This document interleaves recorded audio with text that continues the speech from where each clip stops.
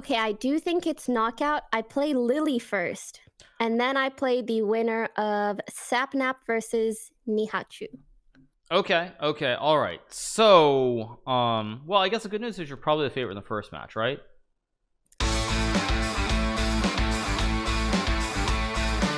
I have no clue how much chess Lily has played. Okay, all right.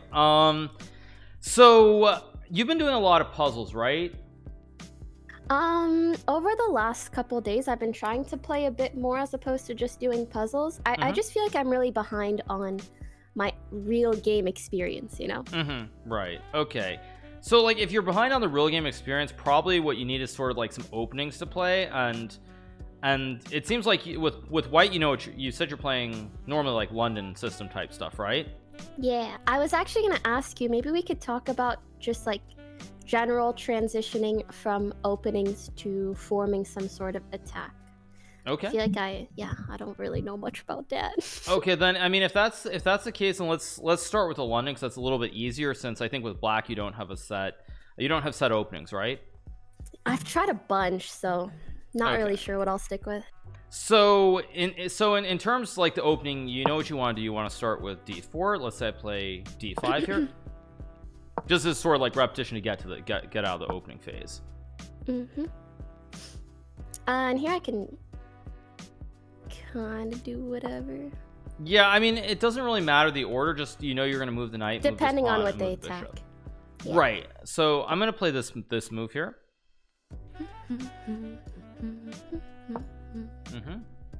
All right, so I'm gonna put my bishop on this square. I don't know, have you seen this before or not? I think so, yeah. Okay, so if you've seen this before, usually I do this. So go ahead. All right, so now I'm gonna castle. I could finish my. Does the order here matter at all? Not particularly, but generally I would say you don't need to push this pawn unless black pushes the pawn to this c5 square, the square that I'm highlighting. If black hasn't pushed the pawn, then normally moving the knight and moving the bishop is better. Okay, so now let's say I trade the bishops here. Right. And so like in this position now, you've kind of in a sense completed your development in a way. You've moved the knight, you've moved the bishop. And so you want to, like in this position, because I traded these bishops, you have an open file here. So I want to try to prioritize an attack there and maybe castle queen side. Exactly. So if you're sorry, I forgot I don't have push to talk on, so I'm just like drinking water, exhaling loudly. Sorry. Oh, I didn't even notice. So it's all. I'm turning it back on. It's all good. It's all good. So like here, since you have this open file, normally when you get like pawns that are stacked on top of each other, the reason that you're okay with having pawns like this, you have an attack on like an open file. Does that make some sense? Yeah. Okay, so in this position, you kind of would like to put pressure towards where this pawn is on h7. So what is right now? You're attacking this pawn with two things: your bishop and your rook, right? But your opponent is guarding it with a knight and with a king as well. So it's 2 for 2, so it doesn't work here. So how would you try to make it so that you can maybe put even more pressure towards where this pawn is? I think I could bring my knight up, and that also frees me up to bring my queen out, if that were. Yeah, that's very good. Now this is actually not the best move, and I'll explain why in a second. But the reason that the idea at least is good is because now you're threatening to capture the pawn with your knight, your rook, and your bishop here. Now the reason that actually this move is better than moving the knight here, because if you move the knight here, I can very quietly push my pawn forward. And now your knight is gonna have to retreat. What if I just did this? Well, if you do this, I will just capture. I guess you take, true. And then when you capture, I capture, and now it's like a bishop and a knight in return for one knight. So you've given up your bishop and knight in return for one knight, so you're behind by 3 points. True. So that's why here all these ideas with moving the knight and moving the queen are very logical, but actually this move is better. Okay. So what would you do if I capture a knight? I capture back, right? And if I move my knight here, then I can move my queen up.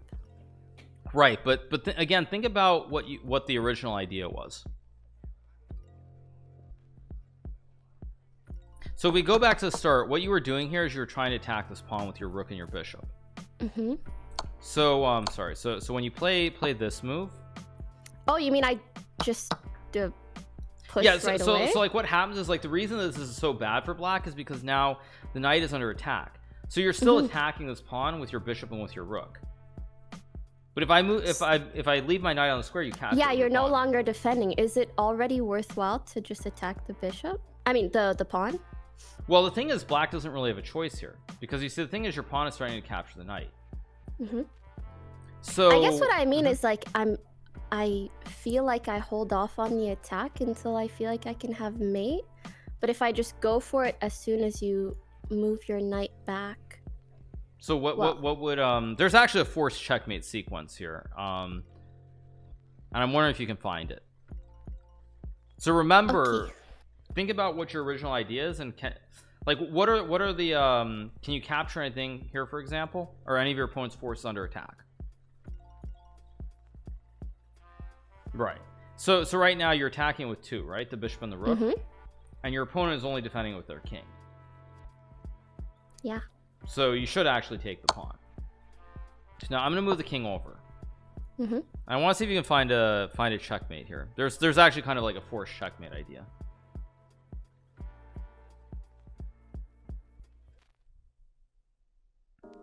So you know what a discovered check is, right? Ah, yes. If I do this, but then you just take. Right. Are there other squares that you can move the bishop to? You have to be all the way back here.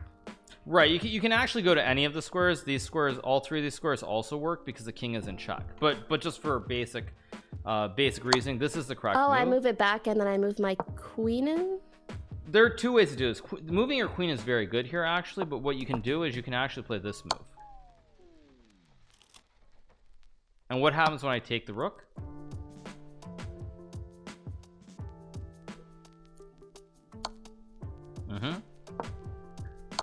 Yeah, and that's checkmate. Exactly. Got it. So like when you start this opening, this basic starter where you put this bishop back here, if your opponent takes right away, you actually prioritize trying to attack towards this pawn instead of focusing on the development of like you're getting your king out of the center of the board and moving your knight. What happened for us to do this trade here again? Was that your move or my move? Right. So what happened is, so we traded the bishops. So I traded the bishops on this square, so you end up with these two pawns on top of each other. Oh no, I mean afterwards. Right. So now I move my knight here, and now you move the knight here. Right. And then you took. Right. So when I take, what happens is you end up getting this pawn that attacks the knight, and so knight can't stay here and defend this pawn because you're attacking with the bishop and the rook. So this is what we call removing the defender. I think something that I struggle with a bit is kind of like, I think they refer to it as like breaking the center open. I feel like here it was kind of you that initiated sort of by taking here, but like if they never took there, I don't really know what exactly. else I would have done. So now let's just say I'm going to move my queen here and try to get you to remove your knight from the center. So now what you can do here is you can actually once again take this pawn. I'm going to take back, and I want to see you've given up a bishop for one pawn, so there's a continuation move here that's really strong.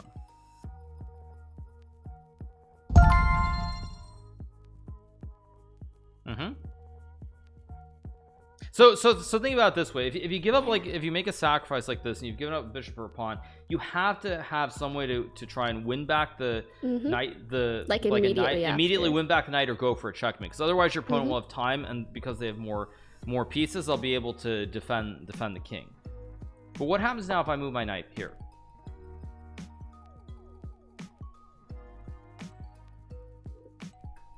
Do I? Okay. My reflex is to say go try to attack it.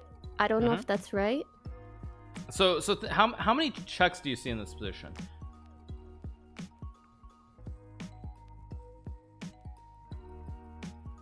Oh, wait, no, I don't have mate.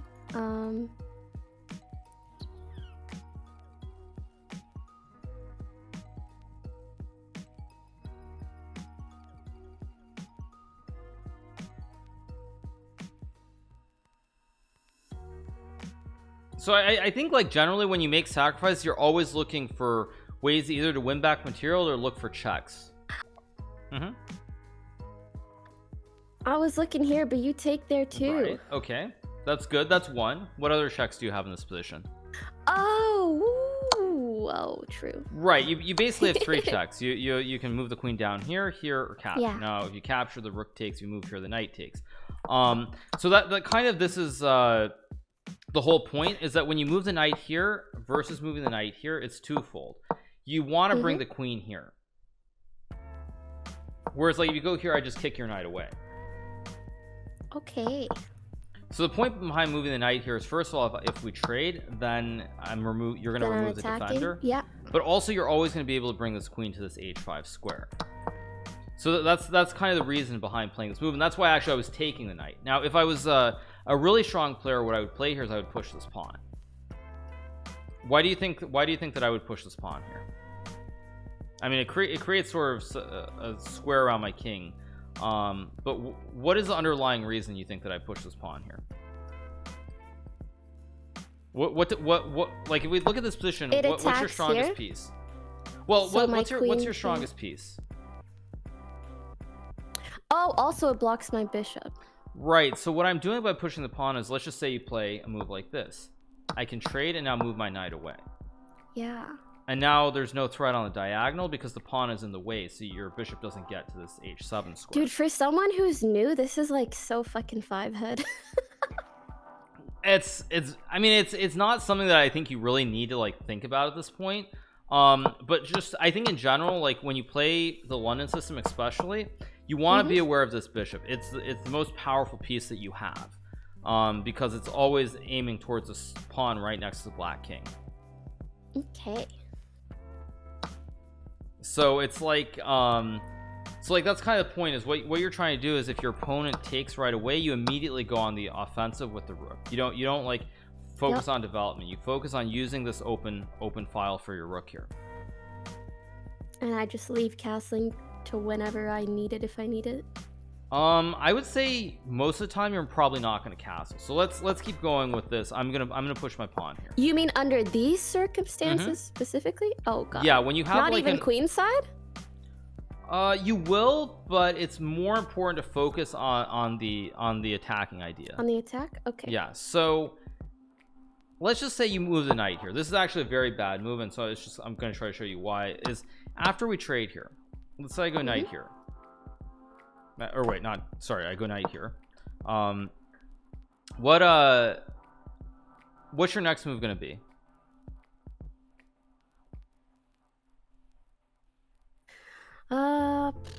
I wish I could defend this. Can you?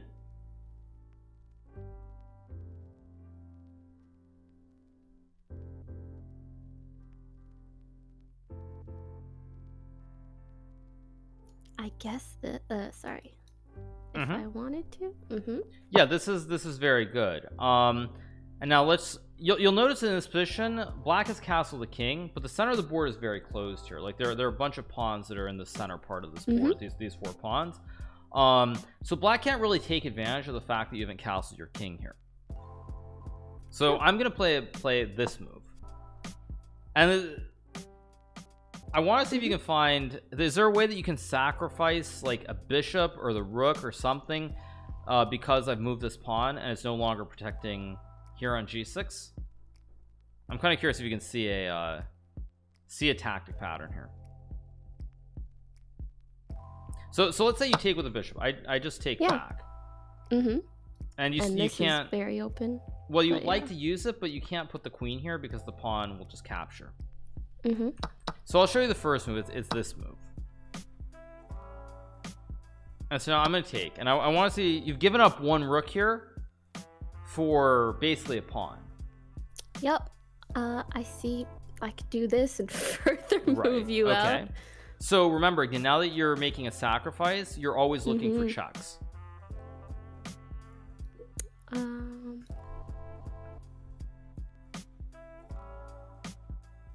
Can't move my queen at h. Well, actually I can because it's pinned. Right, so now I have to move my king.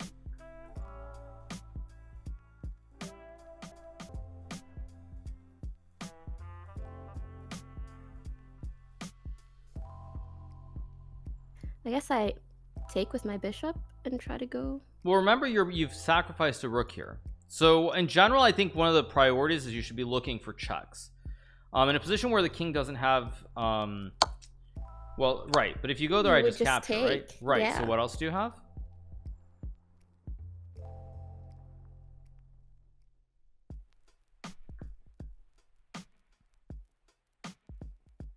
Right, and so now I have to go over. Right, and that's checkmate because the bishop protects the queen. Wow, okay, sorry. These are all forms of attacks that I'm so not used to. Just because I don't have enough game experience. I'm mostly just used to, you know, play it out, make better trades, and then win over time by capturing everything. Right, so I mean, I think the thing that's important is, like, if you're playing the London, all these themes are very common. This idea, like you'll see a lot of the similar boards essentially. Yeah, you'll have like pawns on these similar sort of squares, or like these ideas with a bishop and a rook. So this is a situation where your opponent traded the bishops on this g3 square very early, and when they do this and they open up the file for your rook, you don't want to actually castle your king here. You want to like move your knight and bring this knight into the game and try to attack right towards where the king is immediately. Okay. So so like if I go here, actually this move was good, but the best move is to move the knight here. And the reason it's actually a little bit better is because if we trade and you go here, what's your next move?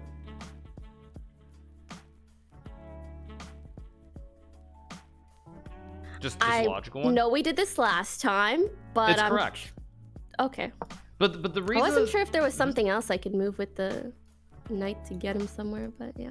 Well, you're right about that, but the thing is, you play the same setup because why do you think the knight is better on the square it's on versus the other square next to it? If it's here, the only way it can kind of go to the right side of the board is through here, and it can't because it's being attacked there. Right. And what can it do from this square? Zoop. Exactly. So let's say I just play a move like this to develop my bishop.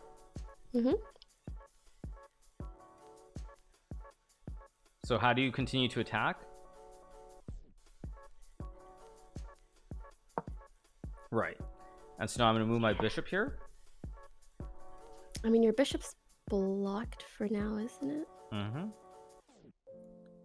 Unless until you did this, I would just keep going. Right, and now I'm going to push my... You're threatening to capture the pawn with the knight and the rook. So I'm going to push the pawn.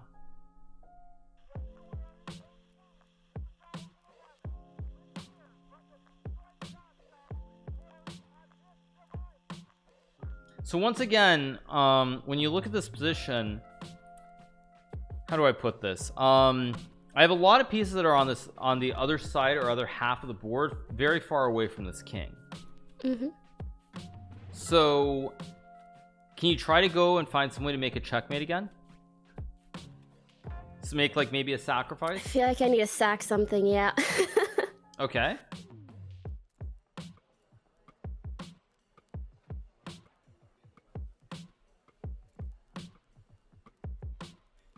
If I did this and you were here, this would be pinned like that. And then maybe I could push this. Okay, that's not bad actually. If you were to move the knight here and I capture though, you could actually take with the queen. Oh, true. Oh, I didn't even see that. Well, it's the same theme as before with like the pawns, if you remember. Yeah. And like if I move the king over, once again, you've given up one free knight here. So are there once again, you want to be looking for ways to make a checkmate, like here you have this queen and this rook. They're on this open line and they're very, very strong. Now if you do that though, I can capture. So you always you want to be aware, so like think. Well, I would say, what I would say is you want to run it through, like what are the possible squares that you can check on. You have this one, you have this one, and you have this one. 3 checks. If you go to this one, I capture. Now this one also works because when I go here, what's your next move? I mean, doesn't there are 2 moves. There are two moves, both work. Yeah. Yeah. So both moves work here. But actually, that's why, like in this position, this is not a bad move. But you can also play this one. And so what happens when I capture the rook?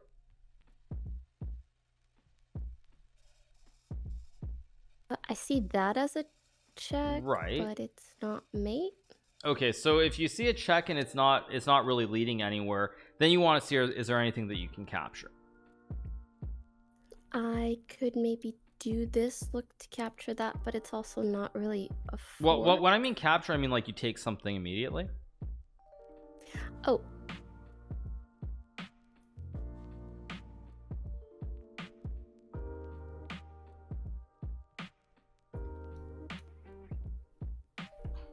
is that a good move or not? I mean, I think it's developing at least, and I'm getting a free pawn and a file. Okay, so what's your, let's just say I play a random move here, for example. Yes. It's elementary. Right. And so what happens if I move my rook?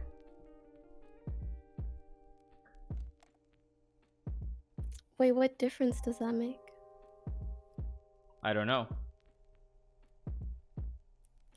Oh, so then your king has somewhere to go? Mm-hmm.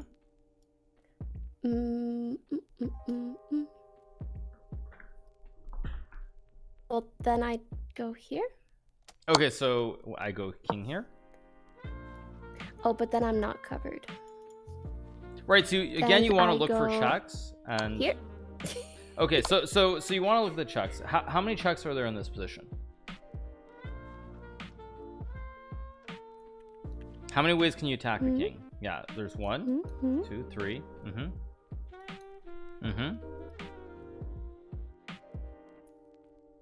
So there's one more also. There are five ways that you can attack the king.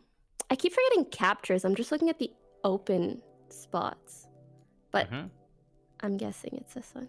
Yeah, and that's checkmate because the knight protects the queen. Yeah. So again, like all these checkmates, you're seeing like the patterns, they revolve around involving the bishop, the knight, the rook, and the queen.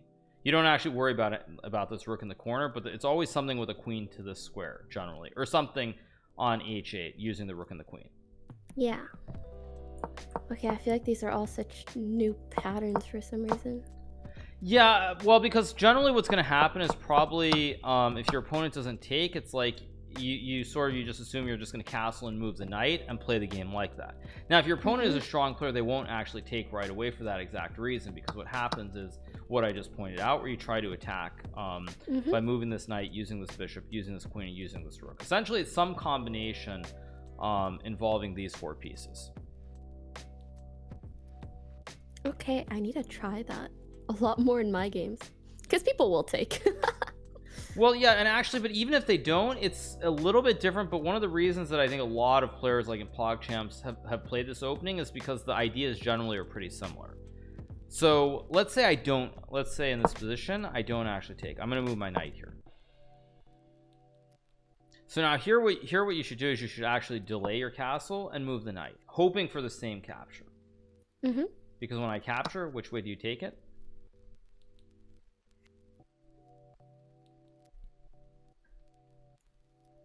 You said which way, which makes me think you're saying another way, but why wouldn't I take the same way? Well, I was just asking because there are two options. It wasn't a trick question, but in general, when you have, it's still this way, right? I would say in this opening, when you have this set of pawns, you always want to capture towards the center. So like the center being like this row and this row, these two files, you almost always want to capture towards the center, like use your pawn, which is here on the side of the board, and capture closer to the center, as opposed to capturing with this one, which would be going away from the center of the board. Okay, got it. So whenever you have like a situation where you get like two pawns, one on top of the other, you always want to, I would just say, just think about it, you always want to capture towards the center instead of away from the center. And so now let's just say I move my pawn here. How do you attack in this position? Remember, it's you've got this open file, so now you want to attack towards the king again.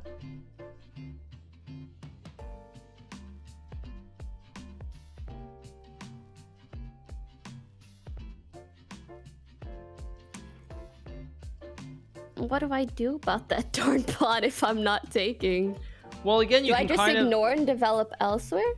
Well, this is why people like playing the London system, is because the theme is generally the exact same. So here you can play the same thing.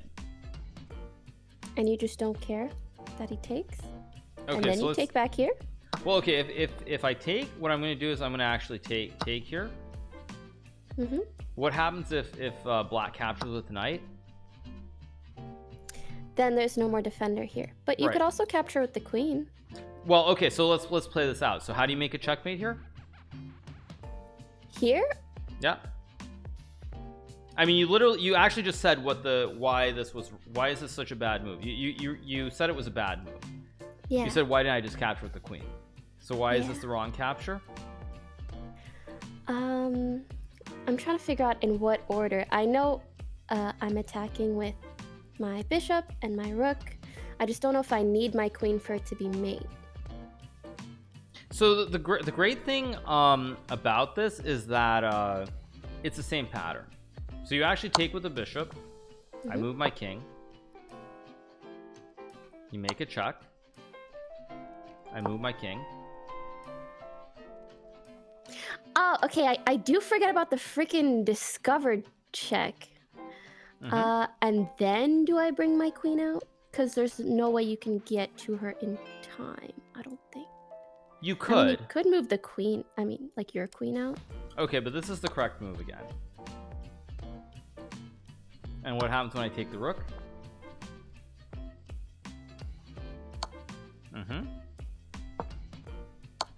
Exactly. So it's the exact same thing. I would never think to sack my rook.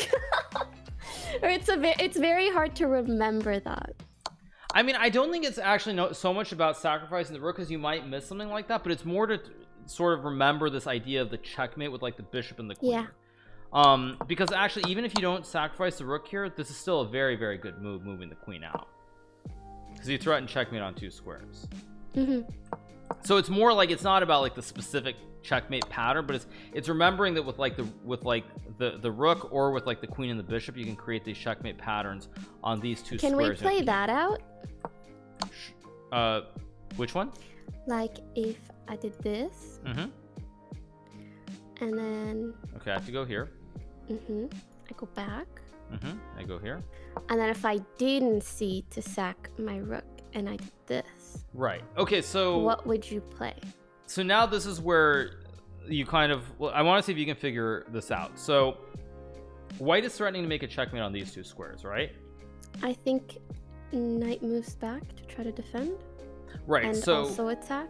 So now, like I said, there are 2 checks here, right? So if I move my knight, what would your move be with white? That's checkmate, right? So if I move the knight here, I stop the checkmate on this square, but I have to stop the checkmate on both of these squares because you have a rook as well. So do you move the pawn up to f6? Very good. So there are 2 to options. Give an escape?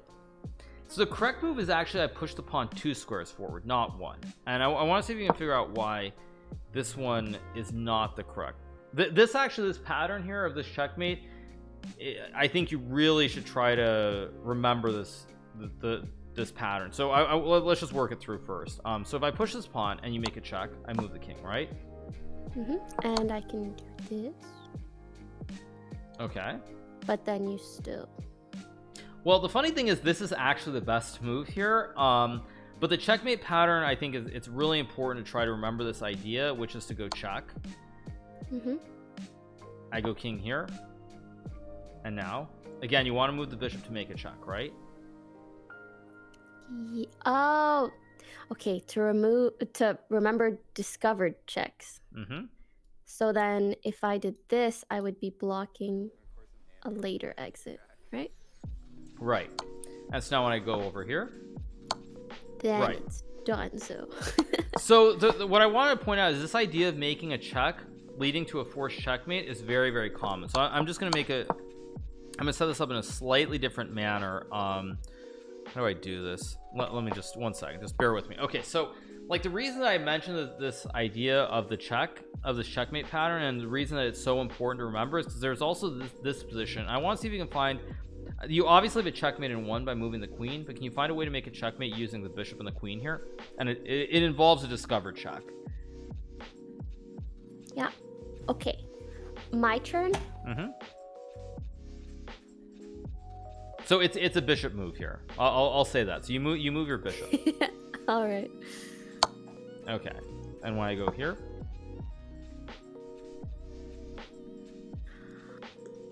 let me think it through in my head.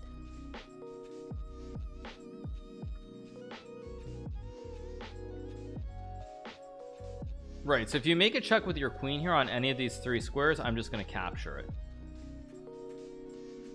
Oh, true. So I think instead I just do the discovered check, right? Like this. Now you can do that, but the reason that I set up this position is because this idea of using the bishop and queen, you can actually go check here instead of that. Because it's my. Well, no. Because I mean, you can't capture. Right. So I have to go here, and you could make a checkmate in one. But for example, let me just actually, an easier way to conceptualize this is let's start back here, okay?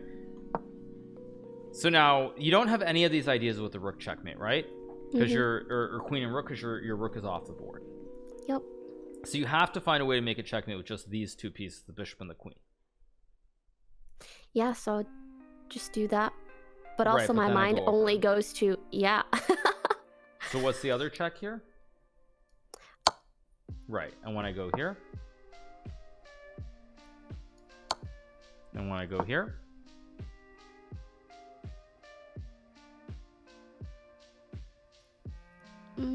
brain doesn't compute. If you know. Oh, sorry, I didn't mean to do that. That's fine. So what are the other checks? I could do that again. Right, but that's just we're gonna repeat the position. Exactly. You capture here, you capture there. What other checks are there?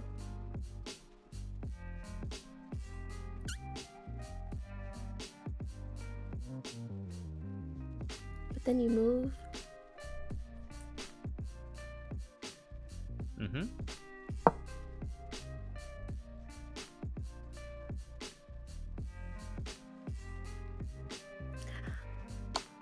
Right, and that's checkmate. Got it. Okay, sometimes it's so intimidating to see so many pieces around, and then you realize, oh, none of them can even do anything if you move just like the perfect amount. Right. So it's like when I show this pattern, it's not something that's always going to work, but you should be aware that if you end up with like a queen and a bishop next to the king, there are ideas where you can just use the bishop and the queen to create this checkmate. It's like I don't even know how to explain it exactly, because everyone like remembers it differently. But like this notion of like these discovered checks with like the queen and the bishop are really, really important to see, especially when you play the London system, because everything when you're trying to attack, it involves like 95% of the attacks involve the queen, the rook, and the bishop. Okay. So maybe a knight as well, but it's almost always some theme with either a checkmate on h8, h7, or an idea with like the bishop and the queen. Okay, I think once I get to practice them enough, hopefully they can become second nature. Well, it's like to spot at least. I mean, it's like, to give you an example, like with Leslie, when I showed her this London opening, she didn't know everything or all the ideas, but she had one idea of how to make a checkmate with the bishop and the queen. And just that one idea, as long as you can sort of remember that, it's already sort of will guide you in the right direction if you can remember Was it the one you just showed me, or another one? It was very, I don't remember. I think it was actually almost exactly like this, except E-Rob had not traded these bishops, so the pawn was in front of the rook. But it was something like takes here, queen here, and he was off like doing something with his queen on the wrong side of the board and allowed a checkmate with the bishop and the queen. Oh, I feel like people are gonna see that, aren't they? They should see that. He did not see that, but anyway, so kind of that's the point, is that basically like all these ideas, they flow into each other with like the bishop, the knight, the queen, and the rook, which is why this is a pretty good opening for beginners, because the theme it's always the same. It's not like there's going to be something where your attack is different than this.